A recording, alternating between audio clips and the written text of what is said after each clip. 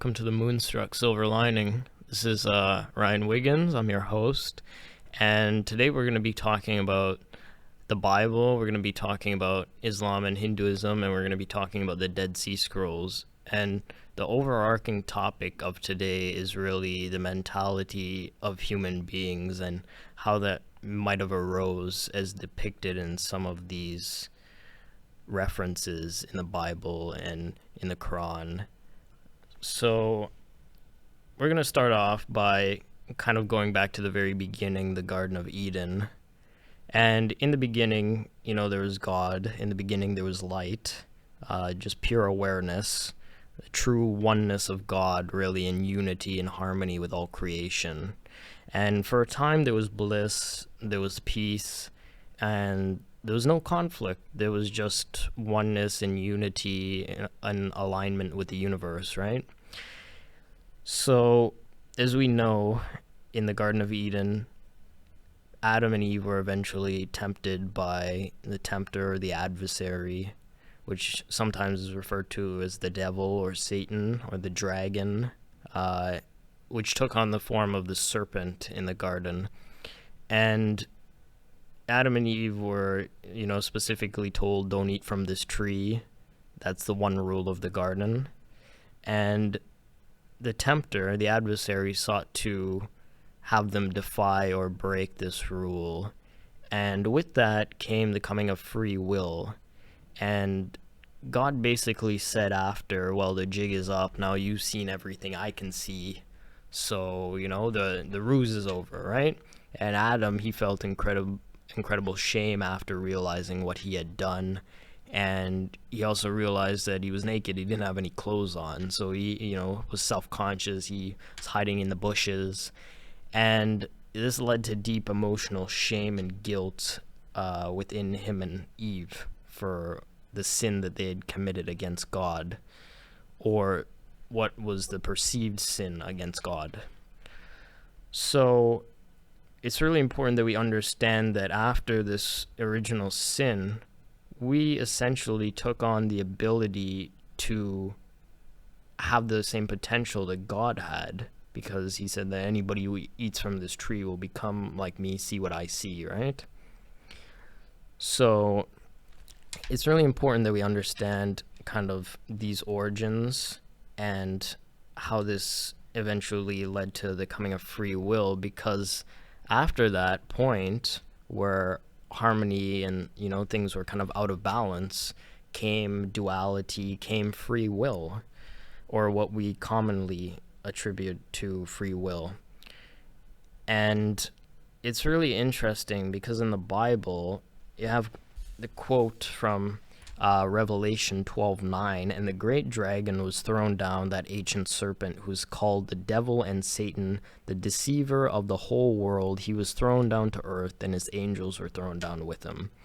And I think this is really important that we understand this piece of the Bible, because it really emphasizes something that is important, that he was cast down out of the higher realms, just like Adam and Eve were said to have had happened to them.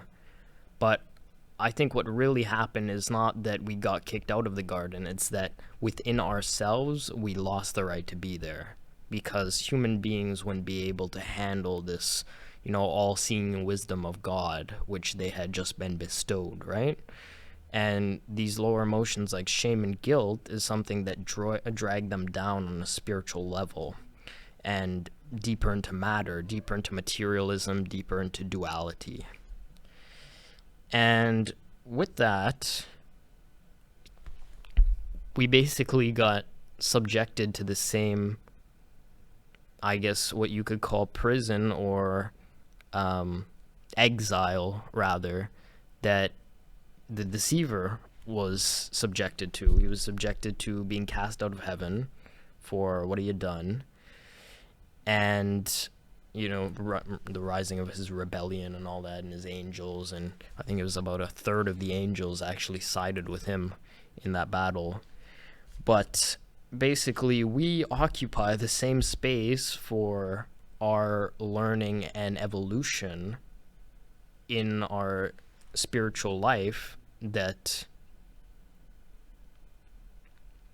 I guess you could say Satan or the adversary occupies, right? And this is important because when you're confronted with something which is tempting you or deceiving you or trying to lead you somewhere, if you don't have the awareness to discern that you have a decision between either subconsciously just succumbing to, whatever the option is that's put in front of you that's alluring, or choosing to just do exactly what you're doing now, which is remaining unfazed, right?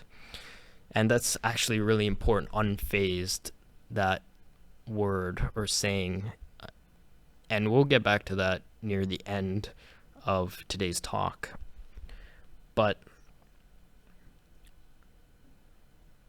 I can't emphasize this enough, that us occupying the same space as him, and him going, and creating these demons, these beings that are actually lesser than mankind. People always often think in, the sense of Islam and, Hinduism and these religions, that these are very powerful beings, but they're actually less of a creation than mankind, because ultimately they're just a piece of mankind. They're not even a full embodiment. We are said to be the greatest creation of God. So it's kind of important that is illustrated, and it's said here, even in Luke 10:17, the 72 return with joy, saying, "Lord, even the demons are subject to us in your name." So where demons kind of come into this is kind of with that aspect of free will and mentality, and the ability to reshape and reform your belief system. Because the fact is that these beings, even though they're depicted as, tempters and, beings of the adversary and, beings here to cause chaos, which if they get out of control, they essentially are, they are necessary for the aspect of the ego being created. And the reason why this is important is because you can't do anything without ego, right? You need to have that literal fire in your blood. You need to have that drive to get stuff done, right? But if it gets out of control, you have the power freak, right? So, Mike Tyson said it, that fire is something that can either cook your food or burn down your whole house. So understanding that concept is important to really illustrating what roles these beings play in creation.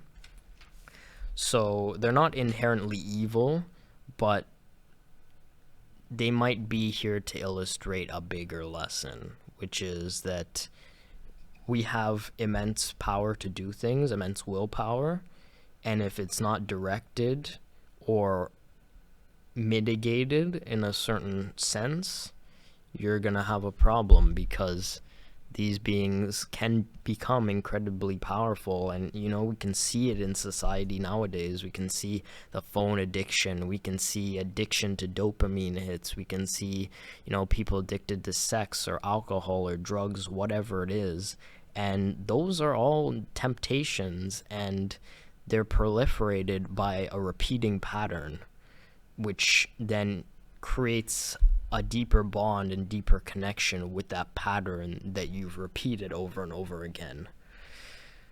And this really leads to that concept of the ego, which really shapes your mentality overall, because the ego is essentially meant to be a barrier or a guard against the outside world, because we develop ego as a defense mechanism to protect us almost from the vulnerability of, just being, at peace.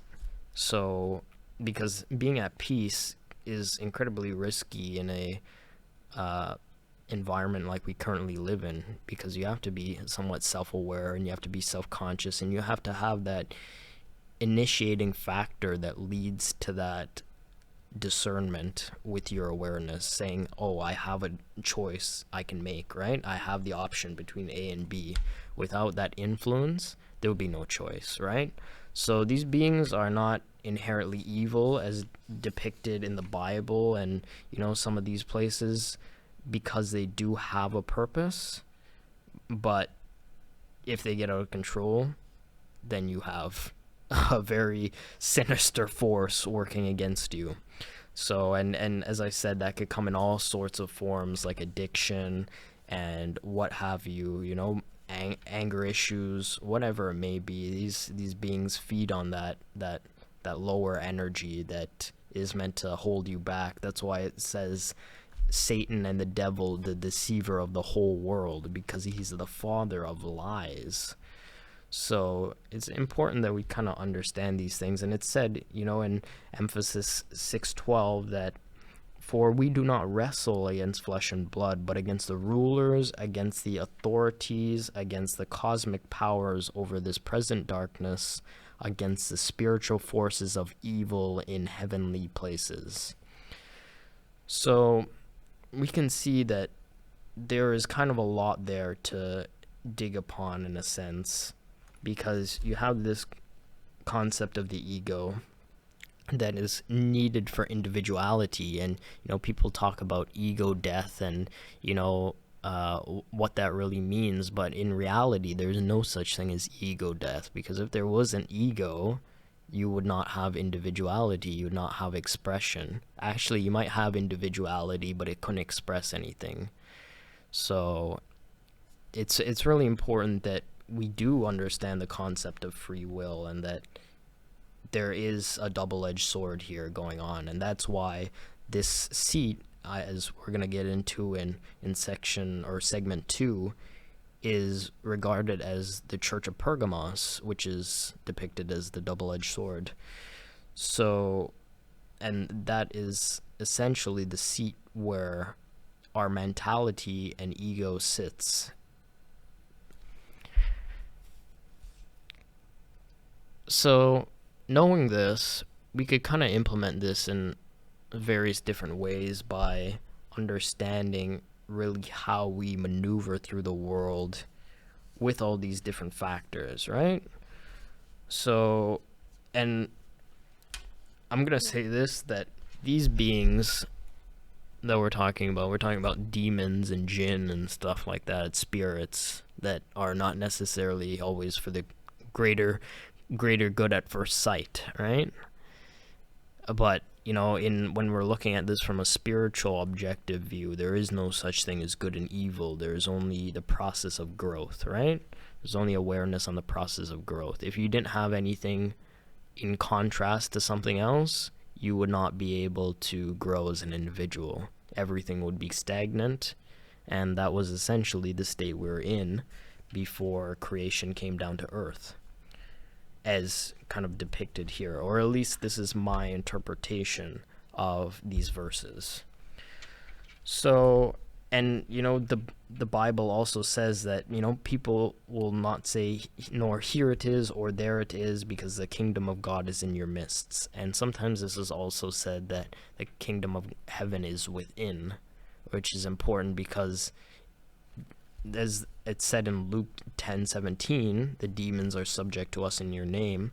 There is a relationship that occurs with these beings, which is they're both mutually subject to each other, right? So by you choosing to almost repeat a negative habit, you're subconsciously giving power or influence to that behavior, which is, what the demons are depicted as. They're depicted as bad habits and, negative thoughts, bad mentality, right? And the reason why this is really kind of perplexing in some sense is because you do have to kind of find a line, right? Buddha was somebody who actually is a good example of this, because he was somebody who abstained from any pleasure or any indulgence for a very long time. He was very conscious when he did indulge again, because he said that, okay, this is actually something meaningful, or it's something that I am discerning with my awareness. Do I want to indulge? Do I not want to indulge? And that decision, that is our God-given right that we were given basically from eating from the tree. We were given an individuality and the ability to discern what we want and what we don't want. But the thing is, with the evolution of society, we've become so ingrained into these habits that it sometimes appears like we do not have a choice. But there is always a choice.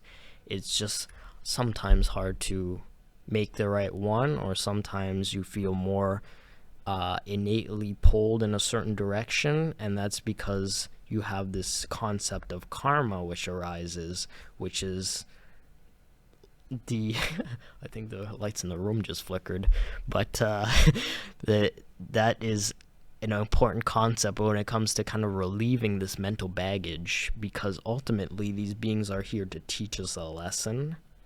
But as I said, they're beings of pure chaos, so there is kind of like, as I said before, a double-edged sword.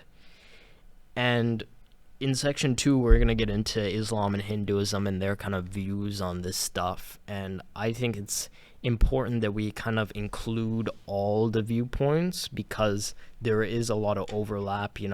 Some of these religions have their disputes with each other, but in the end, if you're really somebody who is really seeking that deeper wisdom, deeper knowledge, deeper understanding, you can't look at any of these things as right or wrong. There is only the aspect of connecting the dots between things, right? So we're going to see just how much overlap there is between these religions in segment 2, and we're going to include some quotes from these passages. So we're going to go out to Emotionless by Drake right here on Riot Radio. As I said, I'm your host, Ryan Wiggins, and we're going to be back after the break.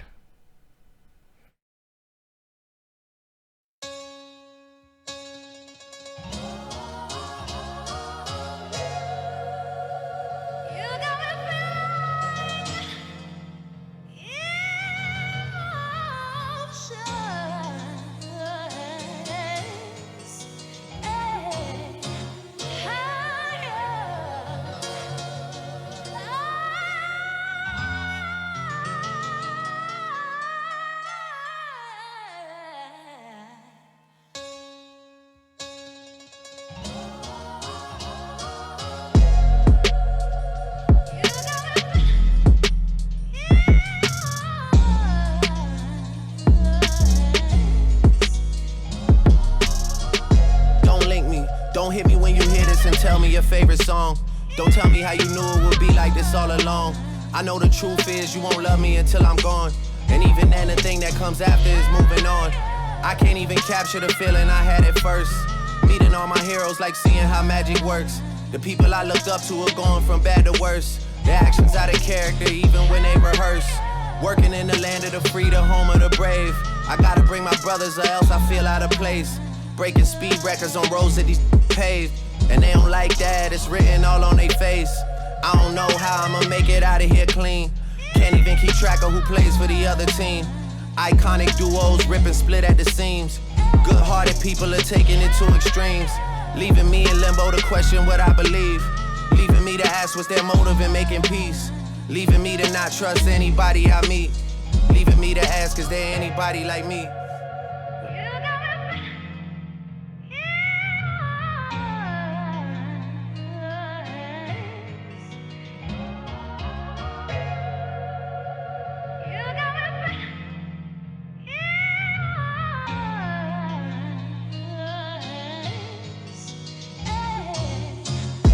Missing out on my years. There's times when I wish I was where I was back when I used to wish I was here. Missing out on my days. Scrolling through life and fishing for praise. Opinions from total strangers take me out of my ways.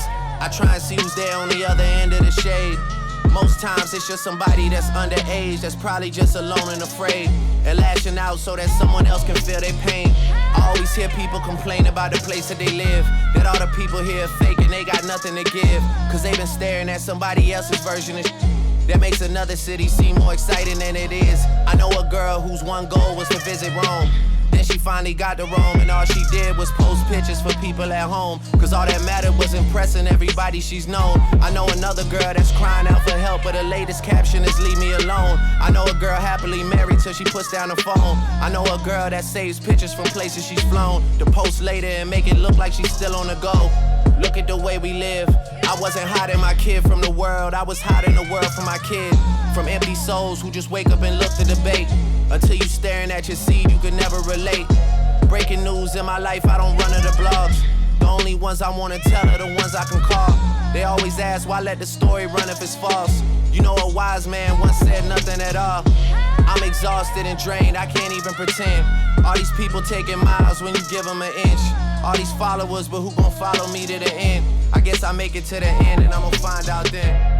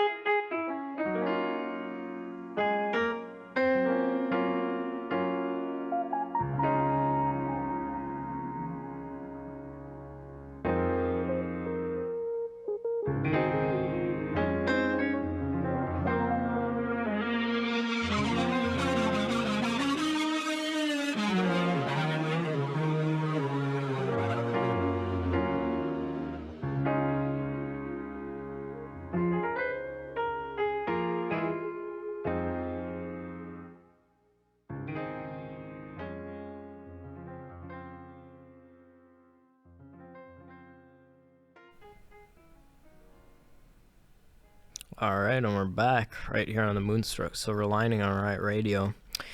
So, in this next section, we're going to be covering real-world examples from history who kind of have been overcome by some of these forces that we've kind of illustrated so far.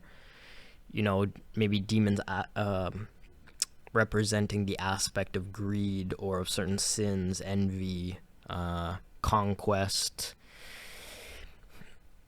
And these really paint a picture of, I think, as this show says, we're looking for a silver lining here, just how far society has come in terms of growth and moving forward from these points in history. But I'm going to start by illustrating a concept from Hinduism, or the metaphysics of Hinduism, which is that we're talking about demons, we're talking about Jinn, we're talking about these entities that are non-physical, energy-based beings that, you know, we can't see, as is said in the Quran. If a good person, or if a person who's of good character claims that he sees Jinn, his testimony becomes invalid, because Allah, may he be glorified and exalted, says, the interpretation of the meaning, verily he's Satan and his soldiers from the Jinn tribe see you from where you cannot see them, unless a person who says that is a prophet.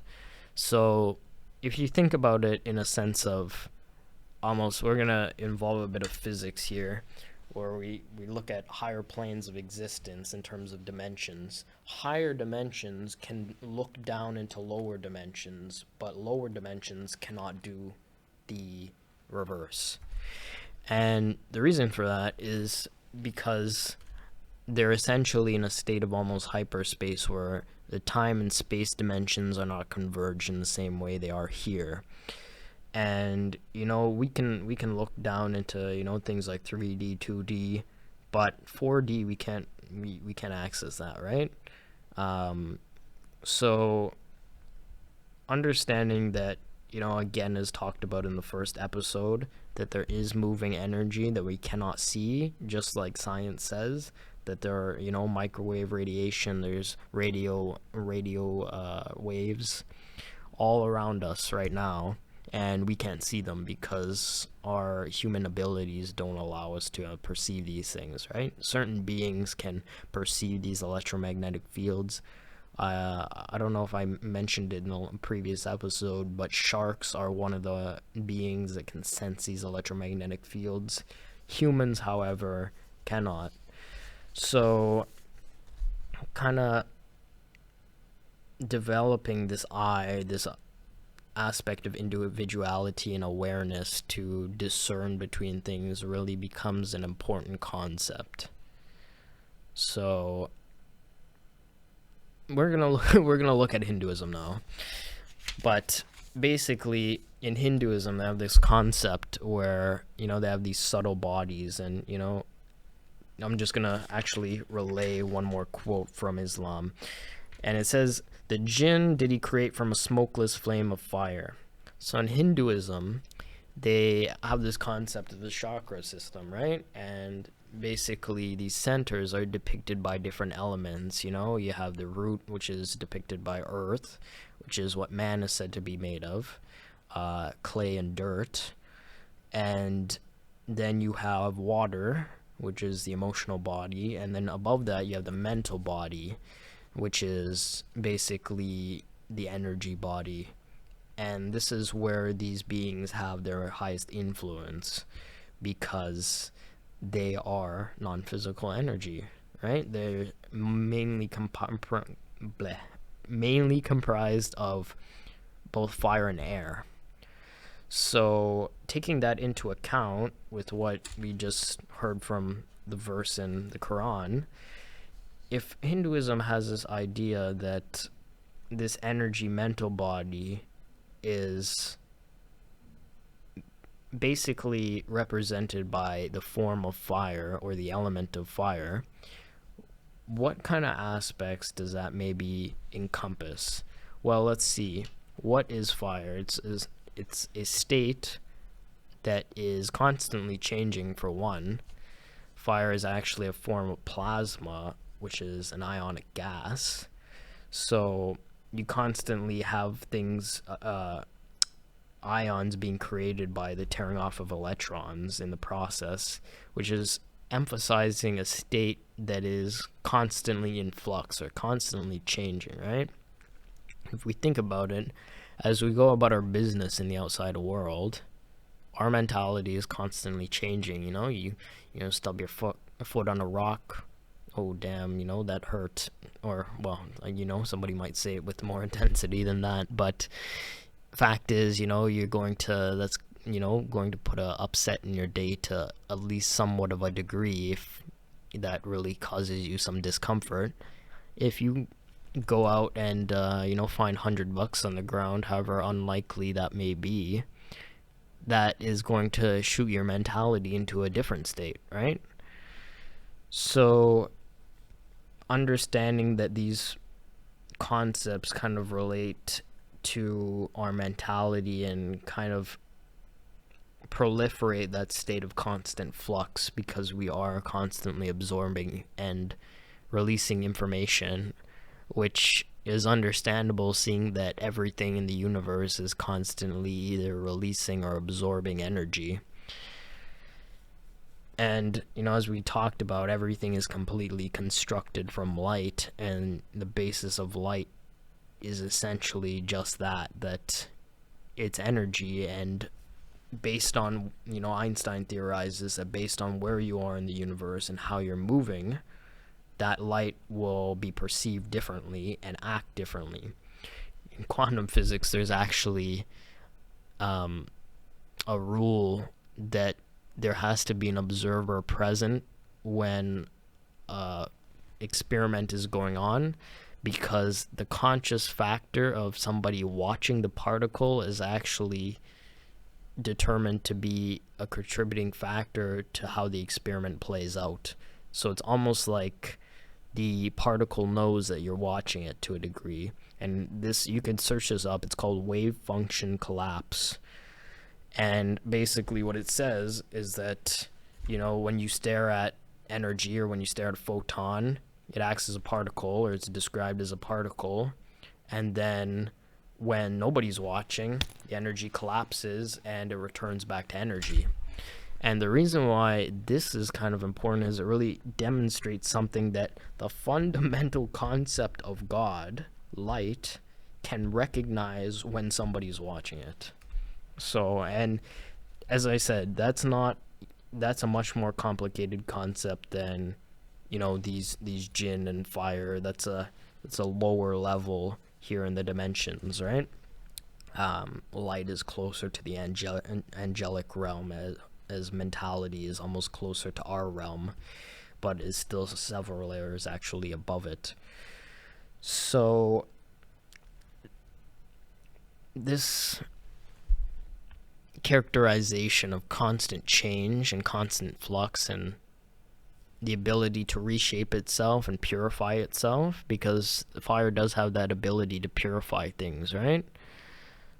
That's important for growth. So it really, again, illustrates the fact that even though these beings do cause chaos, and their sole purpose is to cause chaos, implementing them in some degree is a necessity for growth. And we can see where this kind of does burn the house down in some instances in history. We can look at guys like Napoleon, Stalin, and big one Hitler, who basically manipulated the German people when they were in a time of crisis to leverage that. And what's interesting enough is that many of his friends in Germany, prior to his insertion into office as chancellor, characterized him as a completely different person before he acquired this position of power. So it's almost that these beings are almost attracted to those desires that reside within the subconscious mind that we are not taught to confront. So you really have to be conscious of the factors out there. And another thing is that the Nazis in Germany during the time of the war was big into the occult, and that was part of their culture, that this was part of their belief system. People would see astrologers to get information about things, and it wasn't too much talked about really after the war. But it's kind of important that we understand when these essences or aspects of creation get out of control, you have a very volatile situation where pretty much anything can happen if the circumstances get too dire. And as we can see during the Second World War, that's exactly what happened. So this is not meant to get people hysterical and say, oh, we've got to be, on the lookout for demons or whatever. It's not that. It's these forces typically play a bigger role in society as gravity would play before Newton came along and say, hey, this is what makes the apple fall from the tree, right? So gravity didn't pop up just because Newton said, oh, this is a thing that exists and this is how it works, right? Gravity was already there. It didn't care about Newton, right? So same kind of thing applies here. These forces always have been here, always going to be here. As long as we're here and as long as we have mentality, they're going to exist. And they're necessary for the release of karma and understanding of lessons, and the fact that this is not kind of, they're looked upon with this view of just the bad guy and they serve no purpose is not accurate, because everything needs an opposite or something in contrast to something else for growth. You can only see the shape that your own heart takes on in contrast to the shape within somebody else's heart. And if nobody had any individuality, if we couldn't express our mentality, if we couldn't, have that sense of ego, then everybody would be the same and there would be no point in us even being down here in the first place. So it's this really illustrates a big concept of creation, the aspect of mentality, and that, you know, when put to a specific use, human beings can do incredible things. You know, we can go to the moon. We can, yeah, I mean, well, we're not going to get into the moon landing, but but you know, we can do all these amazing things in creation. We can evolve society. We can, you know, care about other people. We can, you know, construct a mentality that is geared towards us learning and us building something. That's important. That's what human beings have always done on this planet. We have built stuff, right?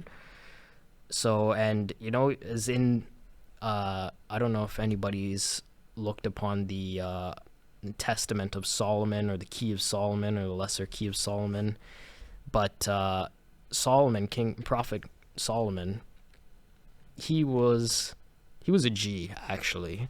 Prophet Solomon was a G.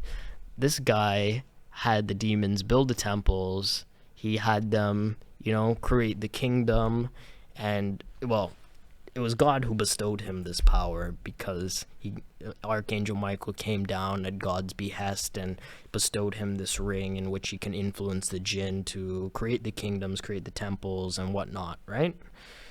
Because if I'm not mistaken, in the story, he asked for wisdom. He didn't ask for the temples to be built. He didn't ask for all these things. Those came after. What he asked for was wisdom. And, you know, in the last section of the show, we're going to get into the Dead Sea Scrolls and just how important a concept those play in recognizing wisdom. So, I think we covered the majority of the stuff for this segment, but I would say the really important thing that we understand is that we do always have the ability to shape our own destiny. And it's almost, you know, some people might think of it as, you know, a burden that we have to know that, you know, other beings are here and, you know, they're, you know, toying around in a sense and we can't see them. But there's another way to look at it too, that they're subject to God and we're the highest creation of God. So it's almost like our whatever path we decide to go on is already assured because there are higher beings watching over us. So we're going to come back and we're going to talk about the Dead Sea Scrolls, and we're going to get into this larger concept of wisdom, which is really the overarching concept of today's show, which is, you know, the mentality of human beings.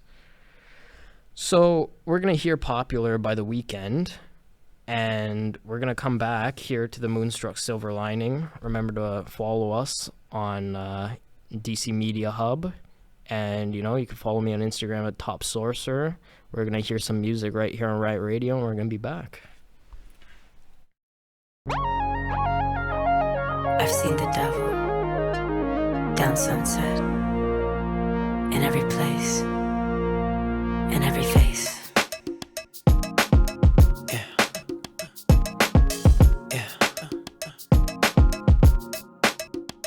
Tell me, do you see her?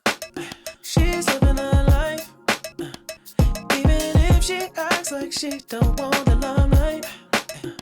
But if you knew her, she lives her life. She calls her paparazzi, then she acts surprised. Oh, I know what she needs. She just want the fame, I know what she thinks. Give it little taste, running back to me.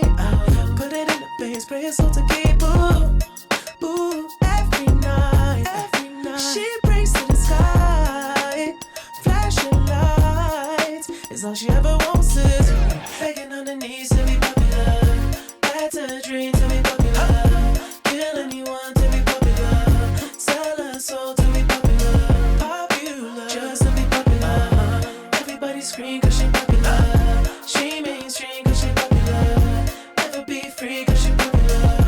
Money on top of me, money on top of her. Money on top of me, money on top of her.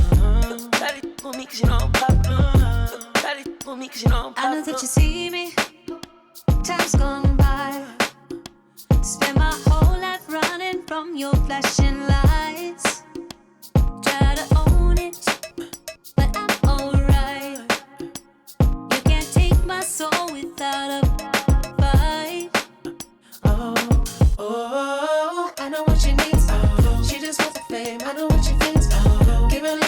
days running back to me. Put it in the face, pay yourself to keep. Ooh, every night. She brings to the sky, flashing lights. It's all she ever wants is begging on her knees to be popular. That's a dream to be popular. Kill anyone to be popular. Sell her soul to be popular. Popular, just to be popular. Everybody scream 'cause she popular. She mainstream 'cause she popular. Never be free 'cause she popular. Money on top of me, money on top of her. Money on top of me, money on top of her. Shawty on me 'cause you know I'm popular. Shawty on me 'cause you know I'm popular. Money on top of me, money on top of her. Money on top of me, money on top of her. Shawty on me 'cause you know I'm popular. Shawty on me 'cause you know I'm popular. Eating it, money, I'm keeping it.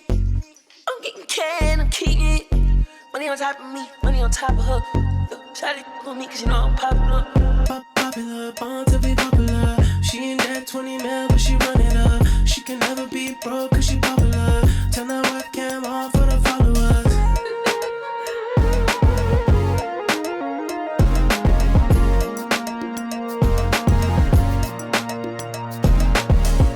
Begging on her knees to be popular. That's a dream to be popular. Kill anyone to be popular. Sell her soul to be popular. Popular, just to be popular. Everybody scream 'cause she popular. She mainstream 'cause she popular. Never be free 'cause she popular. Alright, and we're back right here in the Moonstruck Silver Lining on Riot Radio. So, we're going to get into the Dead Sea Scrolls in this section, and I think that it highlights a bigger concept of wisdom than we're usually taught. And I also want to draw attention to a specific word, and the word is actually ignorance. And the reason why I want to kind of deconstruct this word is that I think it's more, it has a very obvious or somewhat obvious meaning. If you break down the word, it's ignore and then ants. So you're ignoring something, right? You're ignoring a piece of information. And the reason why it's so pivotal that we kind of don't do this is because you can't just, stick your head in the sand and expect that you're going to grow as an individual if you don't look at something that is uncomfortable within yourself, right? So you have to, life is about challenging yourself, it's about growing, and, we can see this. And I would say that with these beings and what their influence is, we can kind of see how they've geared us in the direction of, growth and of attaching ourselves to ideas that are sometimes out of our range, because typically we're comfortable where we are, right? Where human beings typically do not like change. But if we can learn to, almost be uncomfortable in the uncomfortable, that is what really leads to true growth. Vulnerability. There's severe power in vulnerability. And this is not to be confused with the aspect of being weak or showing weakness. It's not the same thing. Being vulnerable means that you have a limitation somewhere and you're conscious of it. And despite that, you're willing to be vulnerable anyway. And that's what is really needed for the process of growth. So, before we get to the Dead Sea Scrolls, I just want to look at this instance by Archangel Michael. And this is in Jude 1:9. But even the Archangel Michael, when disputing with the devil over the body of Moses, did not presume to bring a slanderous charge against him, but simply said, "The Lord rebuke you." And I think the meaning behind this is that when we don't stoop to the energy that we do not want to have encompass us, almost like if you're being told off by somebody, like a family member or whatever, or your friend or whoever it is, right? Somebody tells you off, or tries to give you negative energy. You can stand in your own power and remain unfazed, right? That's where that word comes in again, unfazed, because that's exactly what Archangel Michael did. He said, "The Lord rebuke you." He didn't stoop to his level. He didn't play his game. He simply stood in his own power. And I think this is what kind of speaks to his magnitude as the highest ranking archangel in heaven and the strongest, right?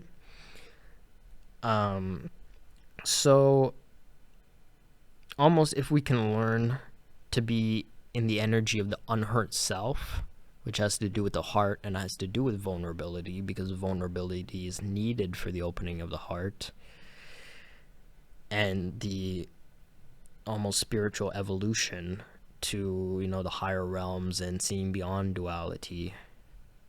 If we can learn to stand in that same energy that Archangel Michael did, perhaps even one day we can ascend to almost a similar angelic presence and remain unfazed by the adversary and his minions. So, going into the Dead Sea Scrolls, where did they come in with this? The Dead Sea Scrolls, they have a verse here, which is, and keep in mind this is a translation. I'm pretty sure the original copy of this was in Hebrew.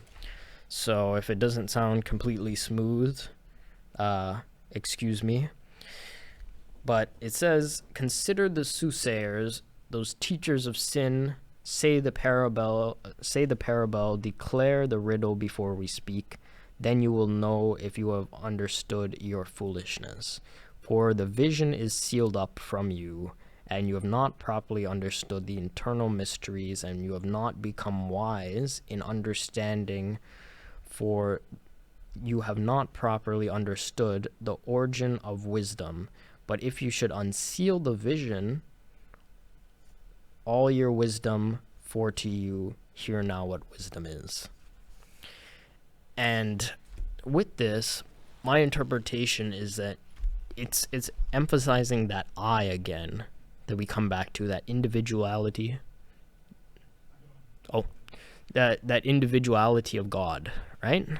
It comes back to that individuality of God, which we are given, which is the ability to discern, right? And that's what it talks about, unsealing the eye, unsealing the third eye, almost the immaterial eye that allows us to see beyond illusion, to see beyond the lesser creations, the Jinn, the demons, even the adversary himself is subject to this, right?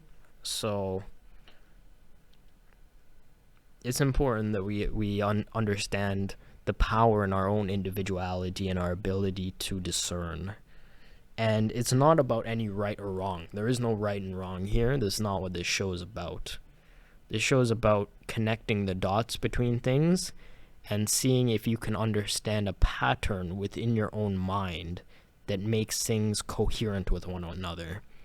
Like all these Bible verses, all the quotes from the Quran, these might as well not even be part of the show or anything, because this is not what the show is about. It's not about religion. It's not about history. It's about using these as a teaching mechanism for a higher concept of understanding. It's meant to illustrate that dots can exist between things that appear different, but they're really similar in ways that we might have not thought to explore previously. So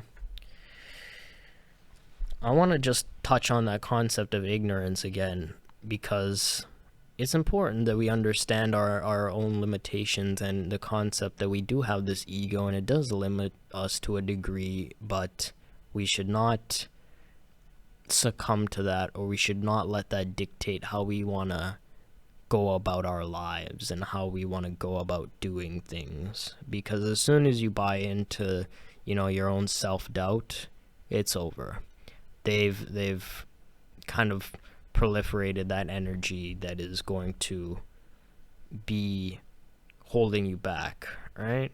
So it kind of comes to that understanding the deeper lesson and moving to that next stage of evolution, right? And it's not important that you become a yogi to do this, or you become guru, master of the universe, or whatever. This is all about understanding things for yourself. You cannot even be religious and still implement everything we talk about on this show, because it's just about connecting dots. That's all it is. And when you do that, you understand a greater concept, which is that everything is interconnected. And if you have the ability to see it, that's what brings it to life. And with that, you can accomplish anything you want out there. I truly believe that human beings can accomplish anything they want if they really put their mind to it. And, as I said again, this is just my personal opinion, but I think that's something God gave us, and that comes from the temple within. And when you realize your ability to utilize it, you can decide who you want to be and live your life the way you feel it should be lived. So I'm not gonna rant on this anymore about the importance of understanding wisdom, but if you can take away anything from today's episode, it's just be aware of things, be vulnerable to things that you might not know. Don't let your ego overwhelm you to a degree where it is holding you back. Don't let your ego run the show, right? Understand that it's a piece that's important for growth, and leave it at that. So we're going to go out to all the stars right now, and I think today's episode has really underlined some points which is going to be invaluable for future episodes and the understanding of future topics that we're going to talk about here. So we're going to hear All the Stars by Kendrick Lamar and SCA, and that will be the end of our show today. And you can follow us on DC Media Hub and add me on Instagram, Top Sorcerer, or Top_Sorcerer. And that will be the show for today, right here on Riot Radio. This is the Moonstruck Silver Lining. I hope to see you guys next week.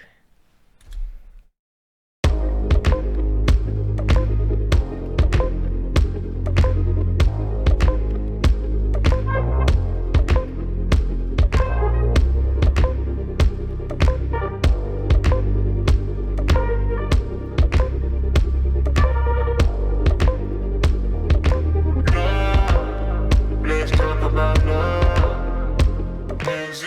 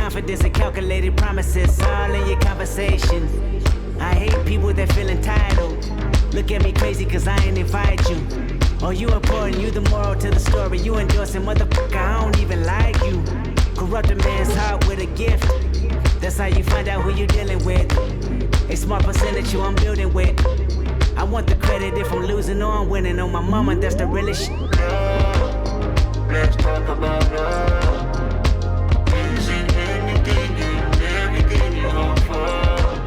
Or do you feel it on you? I know the feeling on you. It's maybe the night that my dreams might let me know. All the stars are closer. All the stars are closer. All the stars are closer. It's maybe the night that my dreams might let me know. All the stars